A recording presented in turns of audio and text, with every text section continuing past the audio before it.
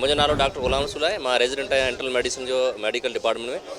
अॼु असां शुगर जी आगाही जे बारे में हिकिड़ी कैंप मुनक़द कई हुई, जंहिंमें शुगर जे मरीज़नि जी हिकिड़ी स्क्रीनिंग कई हुई, जेके बि असां वटि पेशेंट जे OPD में आया पिए। त उन सां गॾोगॾु असां हिकिड़ी पब्लिक अवेयरनेस लाइ वॉक स्टार्ट कई, जेका मेडिकल डिपार्टमेंट खां OPD ताईं कई हुई। उन्हनि में माण्हुनि खे इहा ई आगाही ॾिनी हुई त असां वटि जेके हाणे असां पाकिस्तान जेको आहे दुनिया में 4 नंबर ते शुगर ते अची चुको आहे, जेको लास्ट वीक जेका रिपोर्ट आई आहे। त असांखे हाणे छा करिणो आहे, शुगर खां जेको आहे असांखे बचाव करिणो आहे। शुगर जेका उहा बीमारी आहे जेका सॼी ज़िंदगी तव्हां सां गॾु हले थी। उनजो इलाजु ॾाढो महांगो आहे, गोरियूं आहिनि, इंसुलिन आहिनि।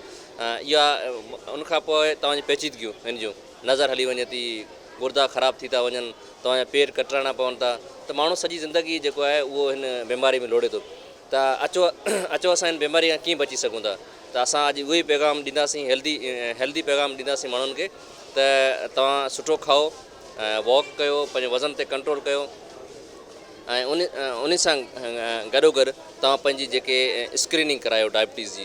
जेकर ख़ुदा न ख़ास्ता तव्हां वटि आहे ऐं तव्हां स्क्रीन न थियल आहियो, त तव्हां असां वटि जेके पेचीदगियुनि में अची वेंदा, पोइ असां कुझु नथा करे सघूं।